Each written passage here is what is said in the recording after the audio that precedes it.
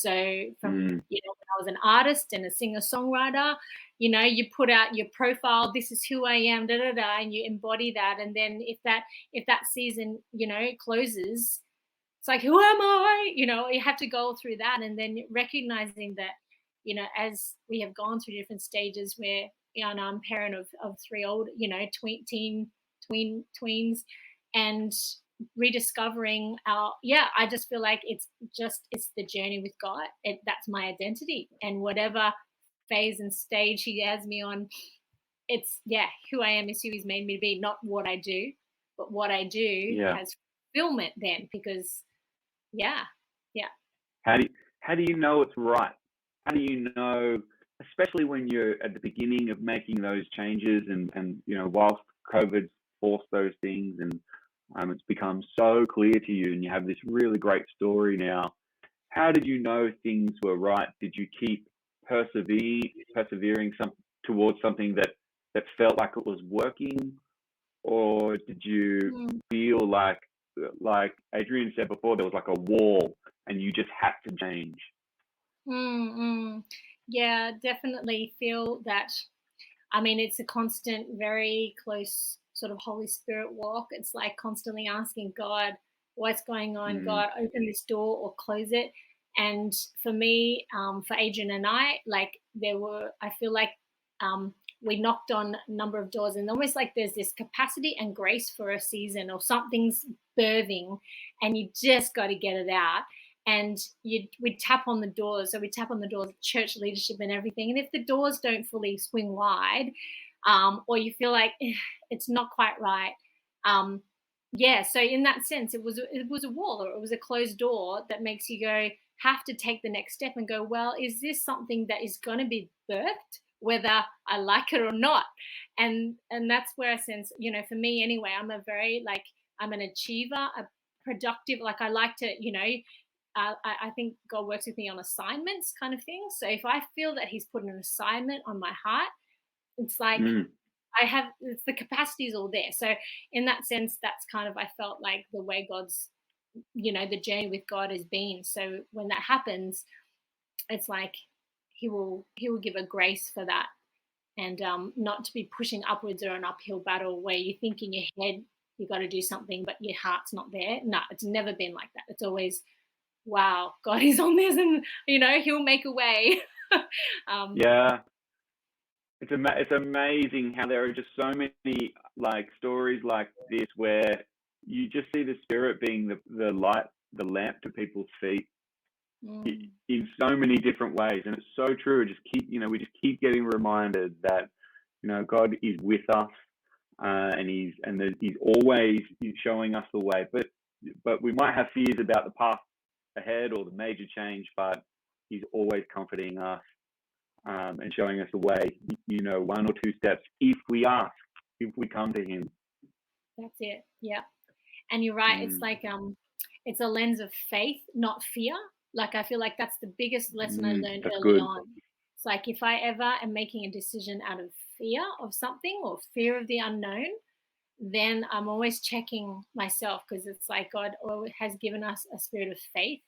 And so it's a really So, fine line. You just got to really go, where is this coming from?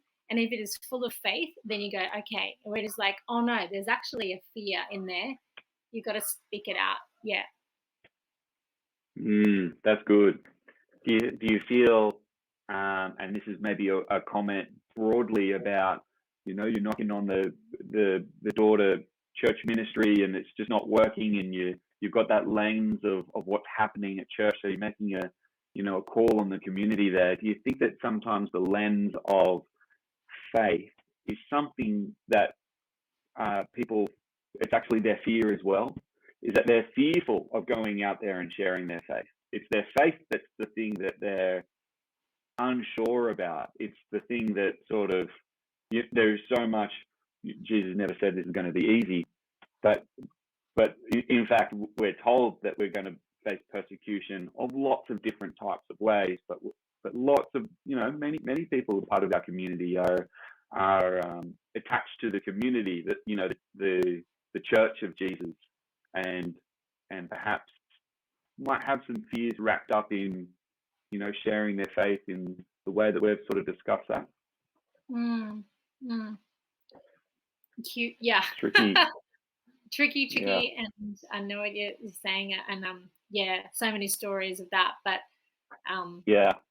mm, Do mm, you have like a quick way we can encourage people that might be feeling that? Maybe just to help them start to have that faith of, that lens of mm, faith that you're talking about to make decisions around that. Is there a yeah. way that we can help people just maybe slightly steer or encourage them in the right way? Yeah, well, I mean, I'll call out that I think the biggest fear that many Christians face when they might have a new revelation or something on their heart to do is that you fear what people think of you. You fear the loss um, of confidence from those in Mm. leadership above you, and or they don't understand, and or they yeah.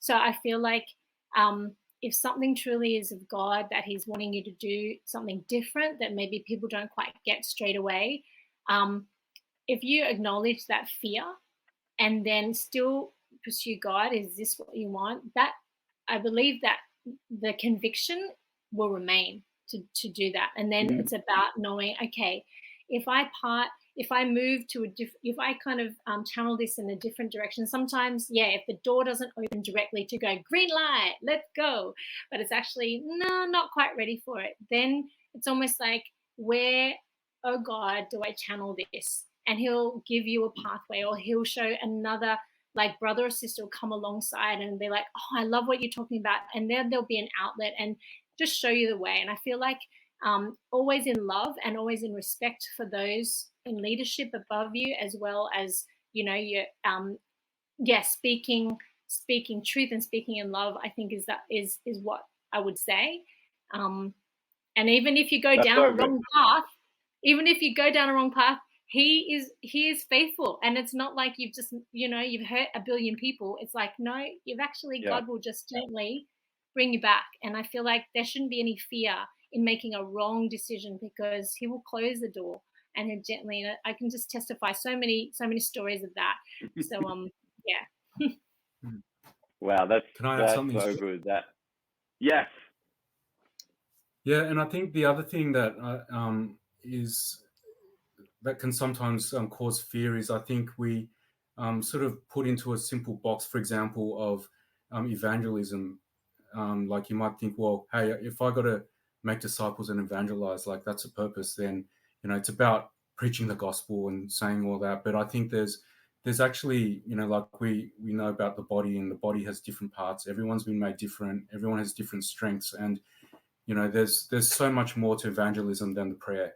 Like that point of commitment. It's actually, there's a lot of things that lead up to that, and I think it's actually to recognize that there's a value and don't minimalize that. And so I think that it's sort of pushing through that and understanding, trying to push through the fear of saying, okay, I need to just go into this box, but it's actually no. Hey, take a step back and actually try and understand what your strengths are. Like if you're good with people, you like talking to people, then and just understanding and listening to people, and being there for people, then so into that. If you no good at that, don't go do that.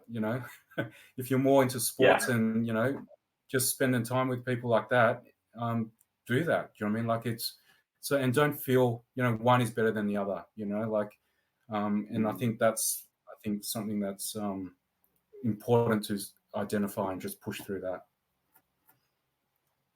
Yeah, that's really encouraging. It's such a great mindset, because when there's change and there's discomfort and friction, especially with the church and what people might have hold differently in terms of what they think the church is doing, or how you're feeling in your faith, it's easy to think something needs to be done differently, and then not go and act on it in the way that you're describing. That find your sweet spot, your comfortable spot to go and do something in ministry. And I love the not minimizing your value in that. Like it's okay to find that box that like is just that perfect fit, but it doesn't have to be at church. Just live your life authentically and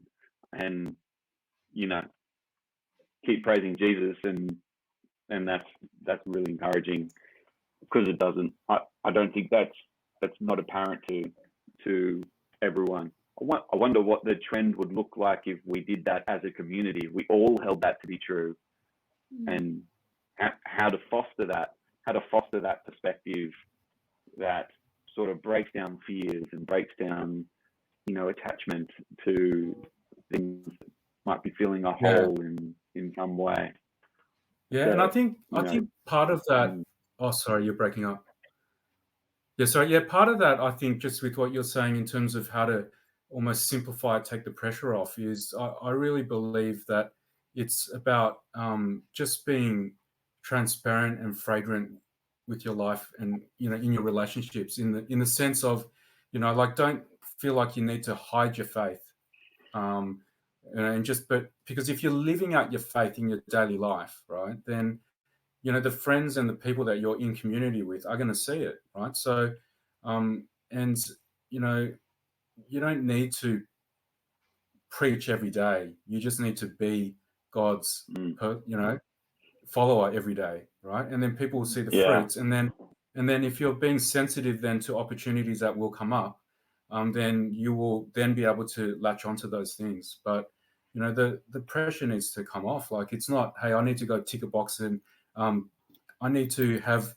given 2 ways to live 5 times a day.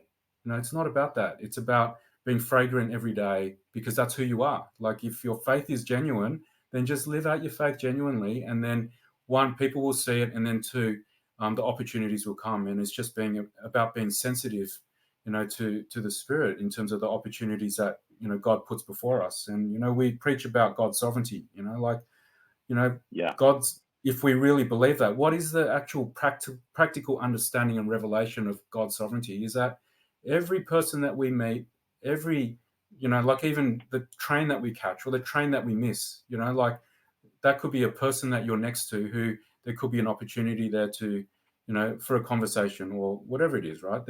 You just never know, right? So I think it's just being aware of that. And in many ways that's taking the pressure off, because we're just on the journey of, walking with God, so I think that's half the journey, and half the battle is actually to take that pressure off ourselves and, hey, really trust God. So good. Danny? I've been enjoying the Chen show. Ro, what do you want to talk about? What topic do we want to go on?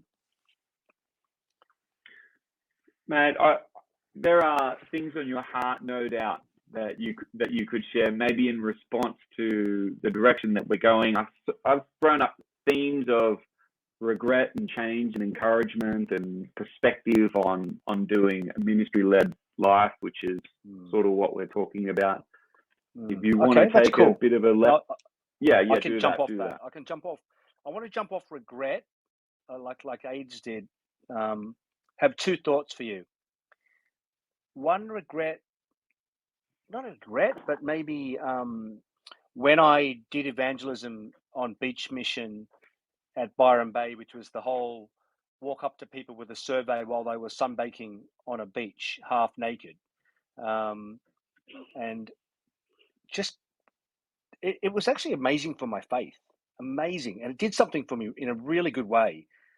But it was so awkward and such a, you had to pump yourself up to do that, and it was okay. I mean, I think people got to engage, and so something happened possibly, or sometimes, the other day at Bondi, I saw this guy doing the preaching from the street. He thought him and 2 or 3 mates had a soapbox, and they thought, let's go from the street and preach. So I think there's been, in that, I don't regret it, but I kind of recognize that as a way, and certainly have felt those pressures to invite people to the evangelistic event or whatnot.